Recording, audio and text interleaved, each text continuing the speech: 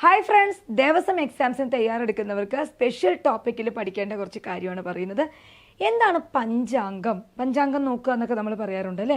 അപ്പോൾ പഞ്ചാംഗം എന്ന് പറയുന്നതിൽ എന്തെല്ലാം വരുന്നുണ്ട്? വാരം, നക്ഷത്രം, തിഥി, കരണം, നിത്യയോഗം. വാരം, നക്ഷത്രം, തിഥി, കരണം, നിത്യയോഗം. ഇത്രയുമാണ് പഞ്ചാംഗത്തിൽ വരുന്നത്. ഇനി പഞ്ചാംഗം വൃക്ഷത്തിൽ, അതായത് മരത്തിൻ്റെ പഞ്ചാംഗങ്ങൾ എന്ന് പറയുന്നത് പൂവ്, കായ്, ഇല, വേര്, തൊലി. ഓക്കെ, വൃക്ഷത്തിൻ്റെ പഞ്ചാംഗങ്ങളാണ് പൂവ്, കായ്, ഇല, വേര്, തൊലി. ഇനി പഞ്ചവാദ്യം. പഞ്ചവാദ്യം എന്താണ്? മദ്ദളം, ഇടയ്ക്ക, തിമില, കൊമ്പ്, ഇലത്താളം. മദ്ദളം, ഇടയ്ക്ക, തിമില, കൊമ്പ്, ഇലത്താളം. For more details, stay tuned.